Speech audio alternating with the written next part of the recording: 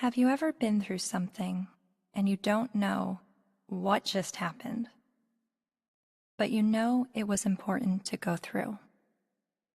This is that journey for me.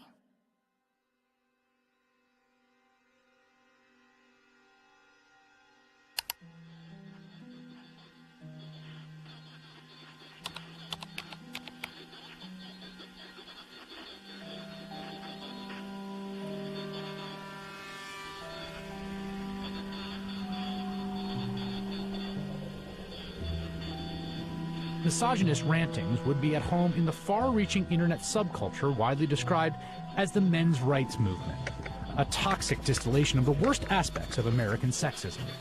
It's a universe of message boards where men get together to express their hatred towards women.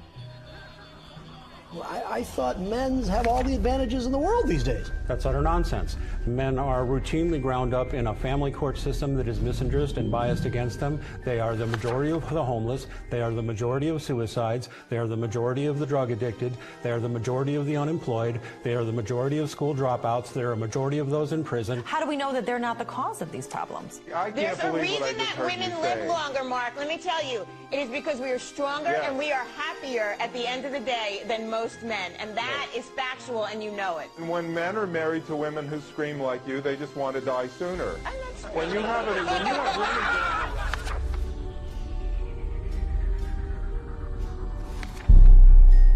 A voice for men.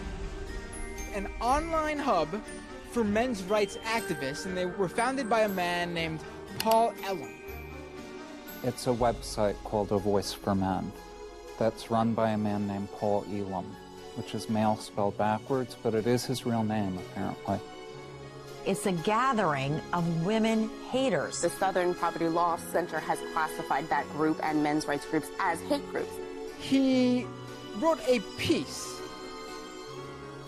declaring the month of October to be Bash a Violent Bitch Month. I mean, literally to grab them by the hair and smack their face against the wall, he wrote.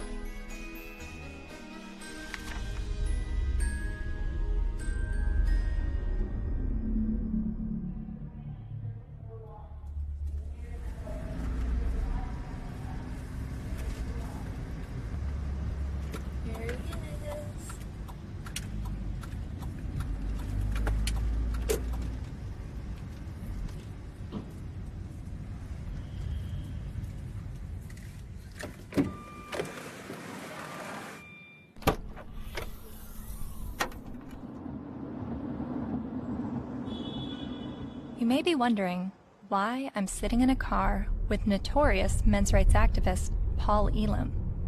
That's a valid question, and to answer it, I need to start at the beginning of how I became a feminist. I was a quiet kid preferring to observe from afar. My mom put me in theater classes when I was 8 years old to break me out of my shell, and I loved it. So much, to the point that I decided to move to Hollywood when I was 18 years old to become an actress. What I wasn't prepared for was to be pigeonholed as the blonde who always died. Billy?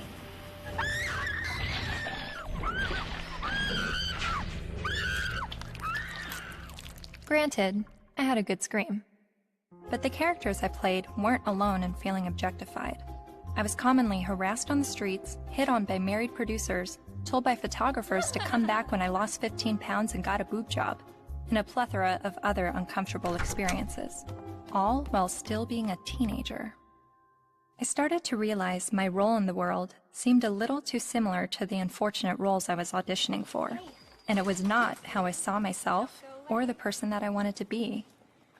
So, I quit acting and bought a video camera to tell the stories I wanted to tell. And now, I've been making documentary films since 2008 when I was 21 years old. Most of my work has been about women's issues and sexuality. I've covered a range of topics from the phenomenon of purity balls to reproductive rights, single motherhood, and LGBT rights. After releasing my film in 2012 about marriage equality, I was at a loss of what topic to explore next. And that's when two horrific stories broke the news. two-star high school football players in Steubenville, Ohio, have been found guilty of raping a West Virginia teenager.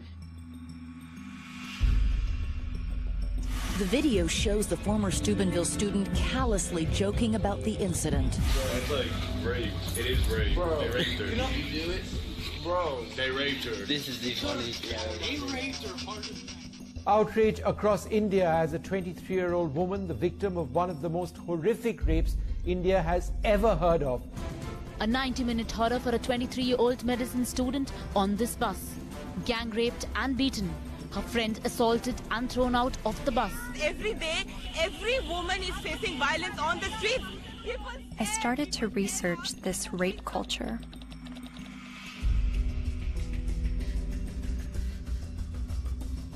A website called A Voice for Men popped up. Paul Elam wrote about how women long to live out their rape fantasies, to be taken by a man she's never spoken to, let alone given consent to. As I read, I was asking myself, is this the rape apologist that I've been hearing about? The victim blamer who perpetuates rape culture?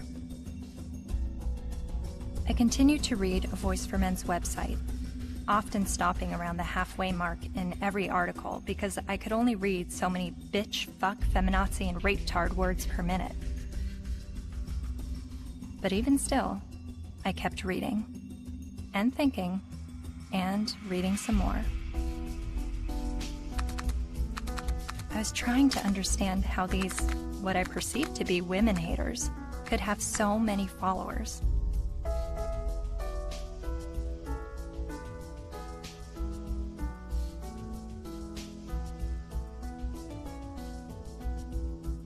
So, I decided to meet these MRAs. The ones leading the movement, and some of their followers too.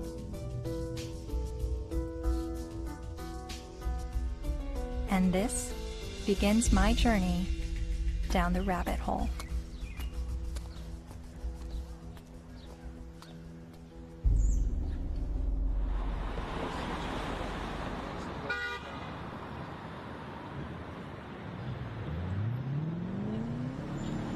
This, ladies and gentlemen, is an historic moment.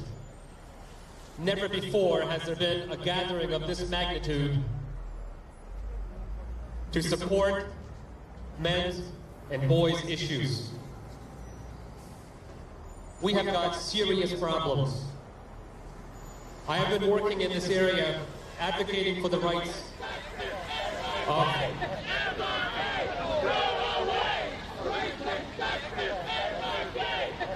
and here we go. What you'll hear is that we hate women. You'll hear that it's a backlash against women's rights. You'll hear that we're regressives that want women back in the kitchen and making sandwiches and barefoot and pregnant. You're just bitter, you're a loser, you're a whiner, you're ugly, you're undesirable, you're lazy, you're scary, you must be a racist, you must be a misogynist. When we do speak out, women often don't want to hear what we have to say. And so then we're called names, we're called whiners. And this is the way people who don't want men to talk about issues try to shut us up. We all know that you guys are a fascist, Nazi friend group of white supremacists. No other way to openly organize other than calling yourselves a men's rights group.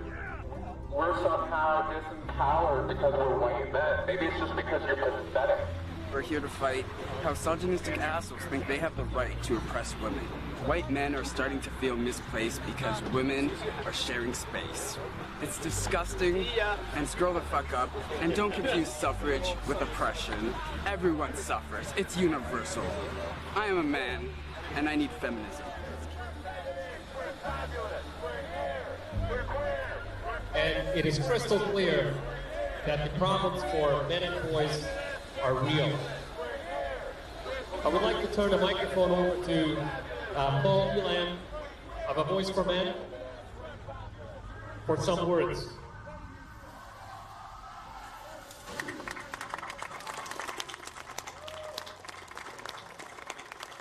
This is a historic day. I've never seen a gathering like this out of concern for the general state of affairs for men and boys in this culture. And as trying to articulate the entire platform of the men's rights movement is kind of like trying to understand a snowdrift one snowflake at a time. It's a very, very complicated matter.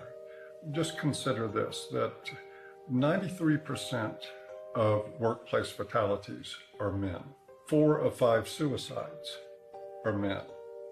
Men are dropping out of higher education at very alarming rates. We're down to 38% now of college students are men, and it's dropping rapidly.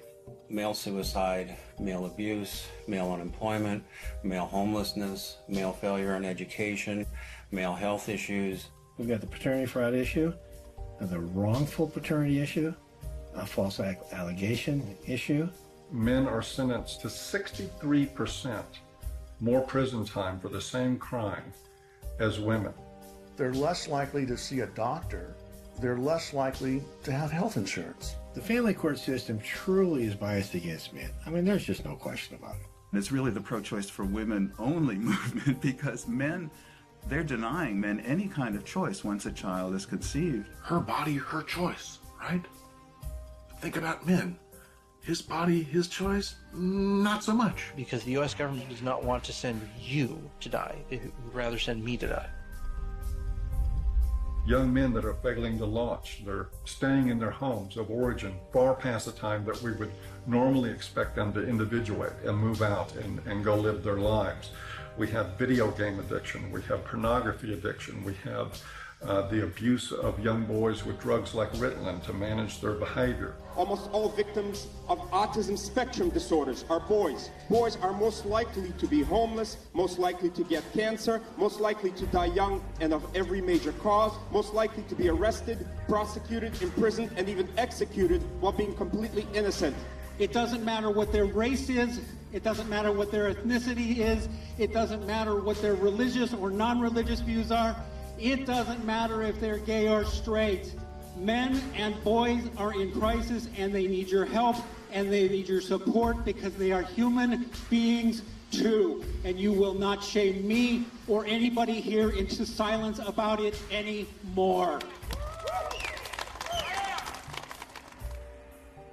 But if you start to talk about those issues and address them in terms of how they affect men and boys as a group, people get hostile about it. The idea is that men have all the rights, they've always had the power. But if that's true, why can't men talk about their problems? And that's what really got me interested in this to begin with. Shortly after I began filming men's rights activists, I realized my own views were being challenged.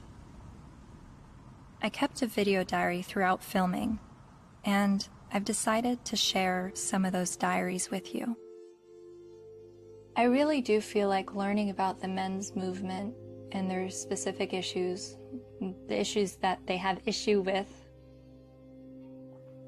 it's hard for me to completely understand them and just automatically feel welcome in that space of talking about these issues, because at least with feminism, whenever I heard about the issues that feminists were fighting against, I always felt like I had something to draw from and experience to be on board with that. And that's always been why I've been drawn to the feminist movement, is because a lot of what they spoke about I had personal experiences with, and with the men's movement I have very little personal experiences with the issues that they talk about.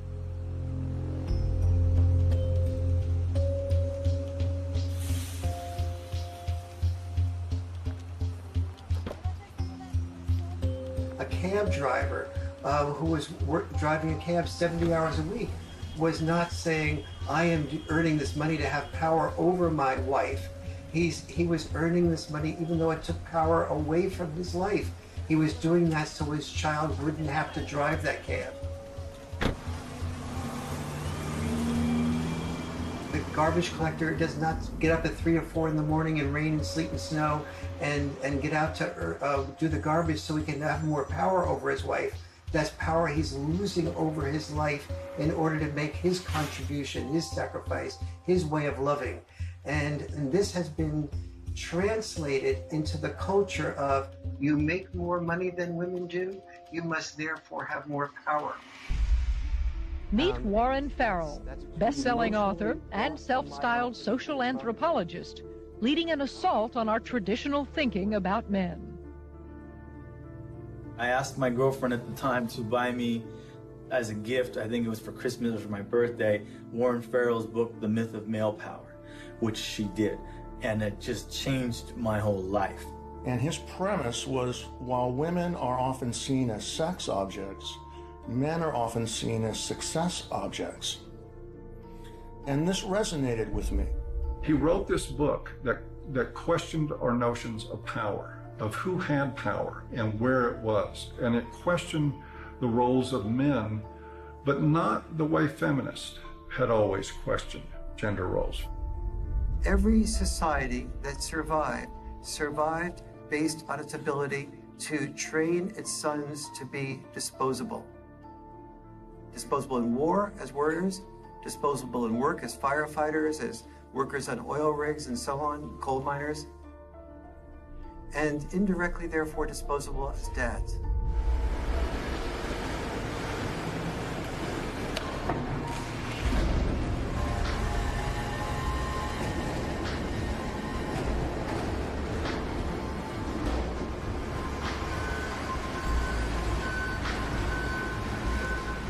What happens in men's life when they're raised that they're worthless unless they're a provider, that they must work, even if they have to take on extremely dangerous work, they must get this done or they're useless as men? That is very, very powerful stuff. See, feminism did see accurately that we value male work more than we value female work. But there's also the issue that we value female life more than we value male life.